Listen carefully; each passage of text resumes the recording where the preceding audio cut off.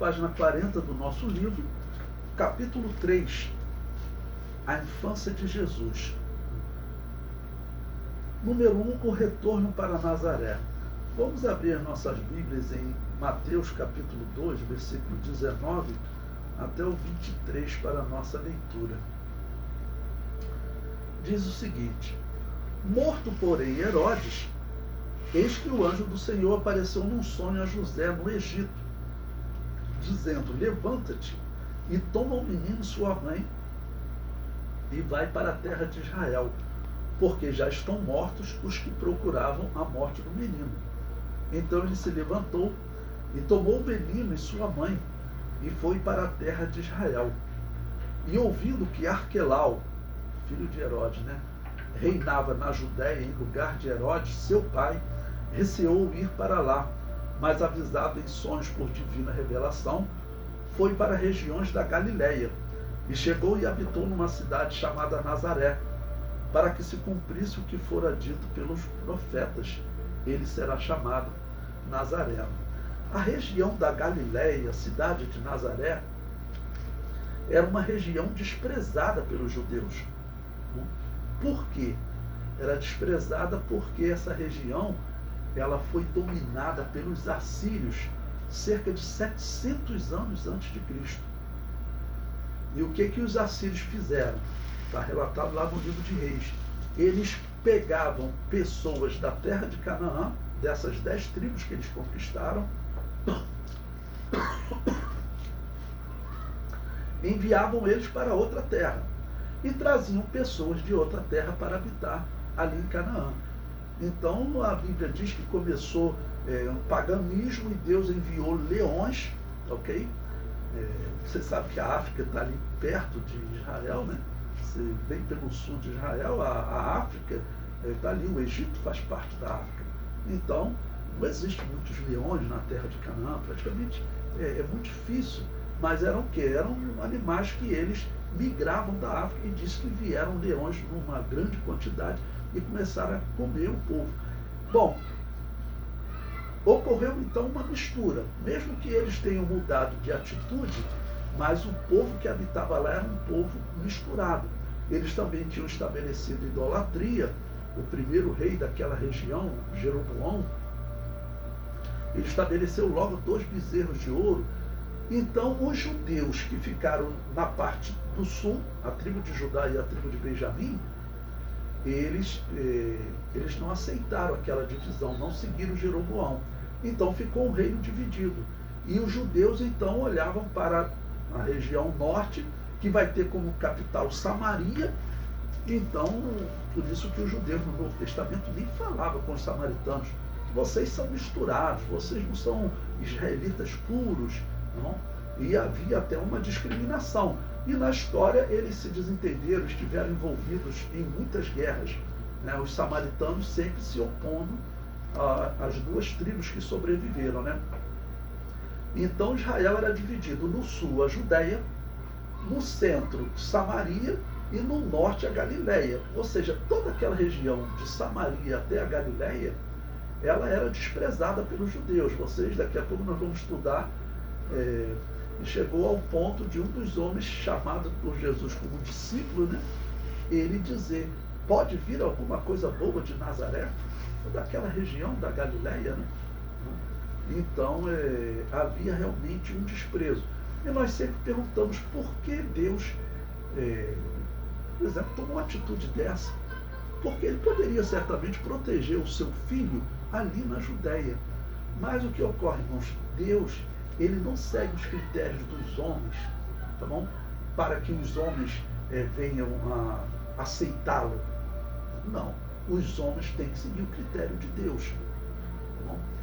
Eu cito como exemplo as palavras de Jesus, em que ele falou o seguinte: os israelitas chegaram para ele e falaram assim: dá-nos um sinal. Jesus poderia fazer o sinal que Samuel fez, o sinal que Elias fez, ou seja, fazer chover no período que não é de chuva, ou então fazer vir uma seca, fazer fogo descer do céu. Podia fazer todos os sinais que Moisés fez, mas Jesus falou assim: não. Uma geração má e incrédula pede um sinal. mas nenhum sinal lhe será dado, senão o sinal do profeta Jonas, que era a morte e ressurreição dele. Que você precisa de fé para aceitar. Então Deus estabelece assim, olha, você para se aproximar de mim, é preciso que você creia na minha existência, que eu sou galardoador daqueles que me buscam. Tá bom? Então, Deus, ele estabelece esses critérios. Você tem que ter fé.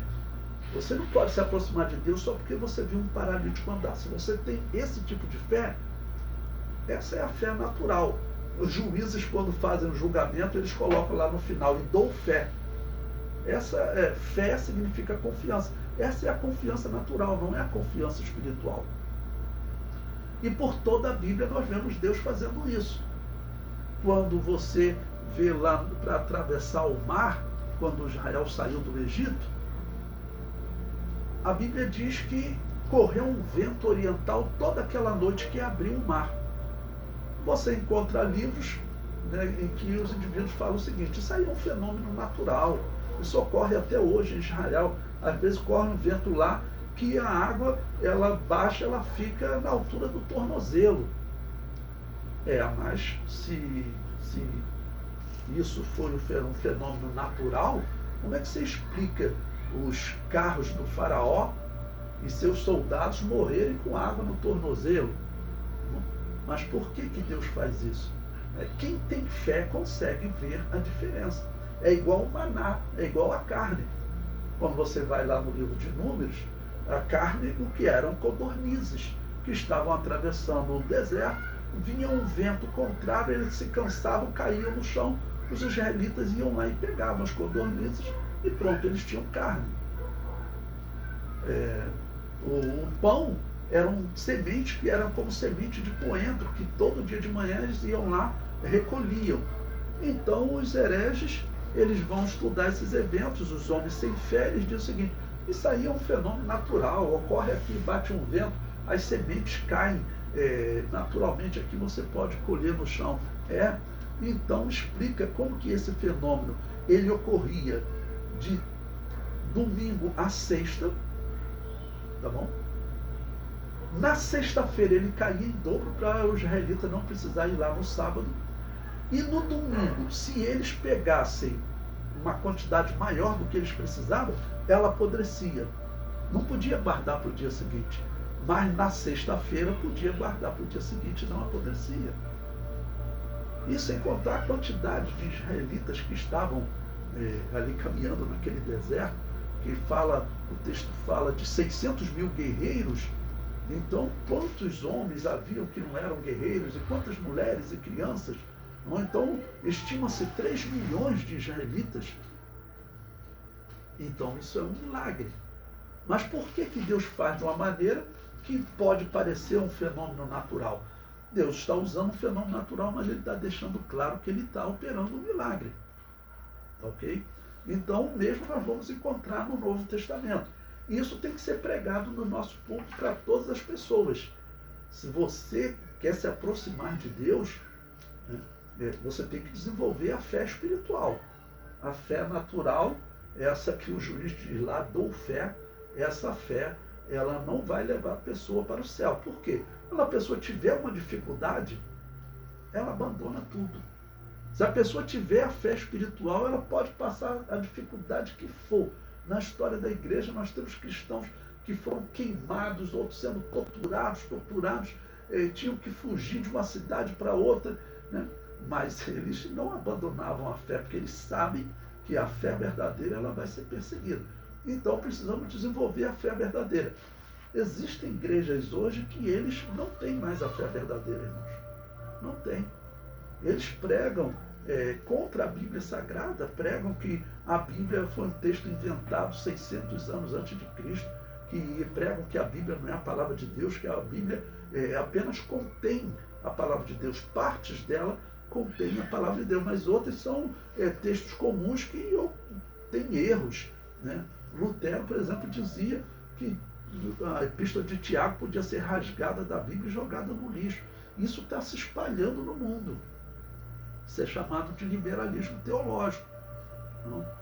Então, essas pessoas não têm a fé verdadeira. Se surgir uma perseguição, essas pessoas não resistem. Se surgir dificuldade na vida dela, um pouquinho da dificuldade que Jó passou, as pessoas largam, esquecem tudo, né? Infelizmente, essa é a verdade. Tá bom? Bom, vamos ler também Lucas 2,39, que diz o seguinte: e quando acabaram de cumprir tudo segundo a lei do Senhor, voltaram para a Galiléia, para a sua cidade de Nazaré. Então, sobre essa estada de Jesus no Egito e agora o retorno para Nazaré, eu quero contar uma coisa interessante para vocês. É um livro apócrifo, né? O que eu vou contar para vocês agora não está na Bíblia, tem que sinalizar bem, porque talvez esse vídeo vai para a internet e às vezes as pessoas interpretam errado. Eu vou contar uma história que está em um livro apócrifo, que relata o tempo que Jesus esteve no Egito antes dele voltar para Nazaré. Sempre lembrando que João também disse que as coisas que Jesus fez não tem como ser colocado em um livro, como foi o Evangelho, é um resumo. Então, o que eu vou contar para vocês não é impossível que seja verdade. Eu falo assim, pode ser verdade. Nós só não sabemos se é verdade, porque não está na Bíblia, é um livro apócrifo, né? Mas ele diz o seguinte, que ele, sobre a infância do Salvador, o título desse livro, ele diz que quando José e Maria chegaram no Egito, eles não sabiam onde estavam e procuraram uma estalagem, né? E eles, sem saber, eles acabaram por se hospedar ao lado de um templo pagão, né? Acabaram de se hospedar de um templo pagão, ok? E eles ficaram ali hospedados e diz a história que os demônios não conseguiam mais descer daquele templo pagão. E aí, com muito custo lá, um demônio se manifestou, alguma coisa, e saiu e disse que ele teria entrado pelo terreno da estalagem onde José e Maria estavam lá no Egito, e quando ele tocou nas fraldas de Jesus que estava no varal, o homem ficou liberto. Eu falo assim, não é impossível essa história. É claro que Jesus estando no Egito, né, os anjos do Senhor ali guardando, é certo mesmo que os demônios tiveram dificuldade para estar naquele local, né?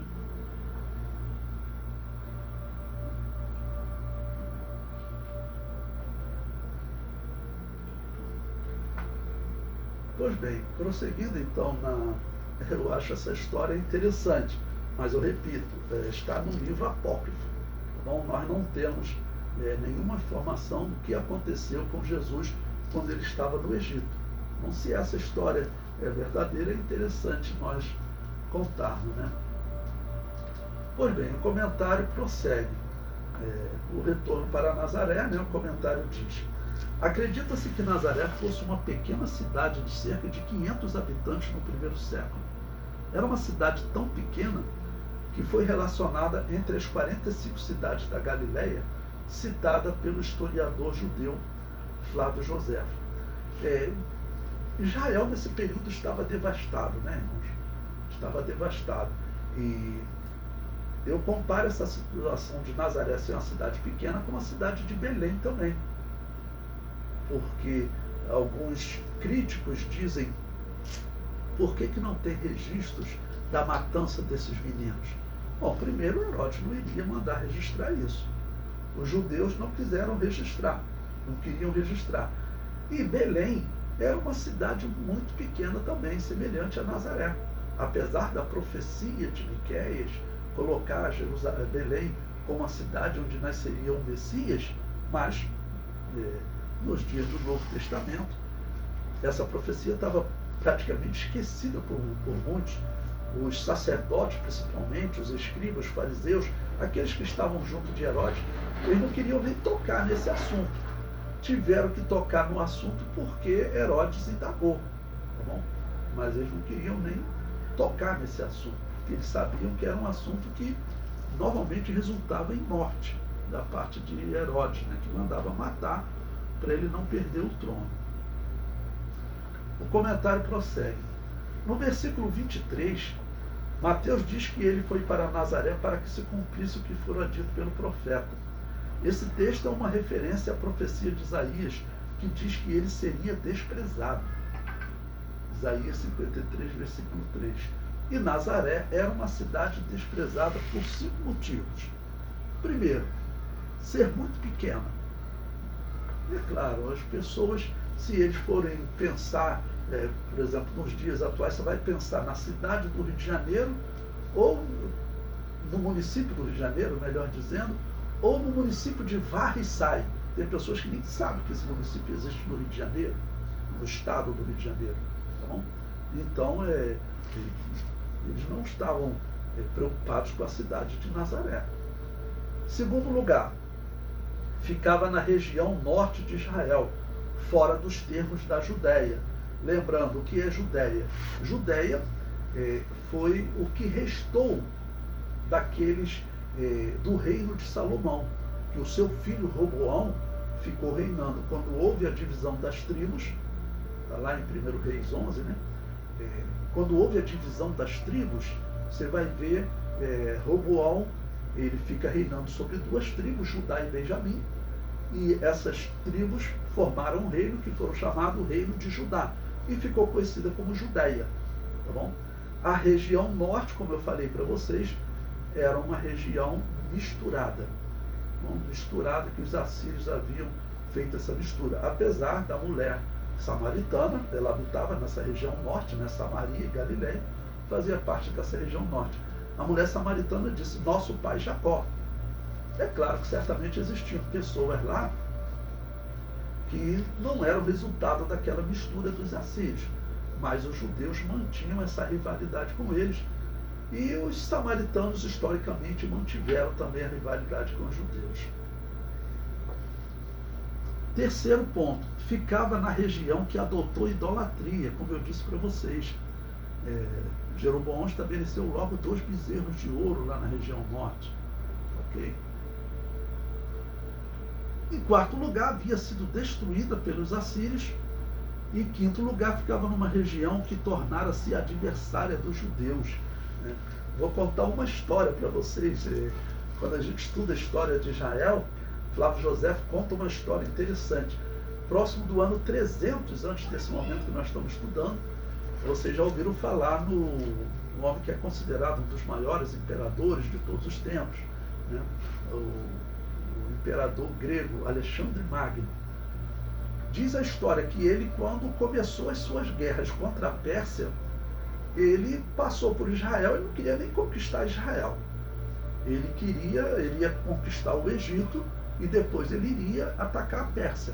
Então, Flávio José conta que quando ele passou por Canaã, olha que história maravilhosa, irmãos. Praticamente ninguém conta isso. Mas quando ele passou por Canaã, ele só pediu ajuda aos judeus, né? Olha, dê aí alimentos para os meus soldados que nós temos que seguir nessa batalha aí. Nós vamos invadir o Egito. E os israelitas falaram o seguinte, olha, nós não podemos te ajudar porque nós temos uma aliança com o rei persa, Dario, né? E, então nós não podemos ser infiéis a ele, nós não vamos te ceder alimento. E diz a história que Alexandre falou o seguinte, olha, tudo bem, agora eu vou lá, vou vencer o Egito e vou vencer a Pérsia. Quando eu voltar, eu vou dar uma lição exemplar em vocês. Tá bom, aí ele foi embora, né? Conquistou o Egito, foi lá na Pérsia, conquistou a Pérsia. E aí voltou, né? E quando voltou, diz a história que os samaritanos logo colocaram do lado dele, olha, nós queremos apoiar você nessa invasão a Israel, nós estamos do teu lado, vamos ajudar. E ele partiu para Jerusalém para dar uma lição exemplar em Israel. E diz a história que na noite anterior, os exércitos dele se aproximando, né? Na noite anterior, Deus deu um sonho ao sumo sacerdote e falou para ele o seguinte, olha, toma as vestes sacerdotais, você e os outros sacerdotes. Tá bom? Falou para o sumo sacerdote, né? Toma as vestes sacerdotais e segue ao encontro de Alexandre. Só isso. Obedece o que eu estou dizendo. O sumo sacerdote falou, bom, nós vamos morrer aqui ou lá, eu vou fazer o que Deus está mandando. Ele vestiu as vestes sacerdotais, formou aquele cortejo de sacerdotes caminhando na direção do imperador, né? Agora é imperador do mundo. Antes ele era só imperador grego, agora ele venceu os persas, venceu o Egito, ele é o imperador do mundo. E disse que Alexandre, quando viu aquela imagem, ele desceu do cavalo e dobrou os joelhos diante do sumo sacerdote. Né? Diz a história que os samaritanos, que já estavam querendo partir para o saque, né? Porque o saque de uma cidade rendia muito dinheiro. Né? Então os samaritanos que já estavam esperando para participar do saque, eles perguntando, mas imperador, o que aconteceu? Então diz que Alexandre falou para eles, olha, antes de eu ser até rei da Grécia, imperador da Grécia, quando eu ainda era só um macedônio, porque quem conhece a história sabe que a Macedônia ela era escrava dos gregos. Os gregos tinham dominado a Macedônia.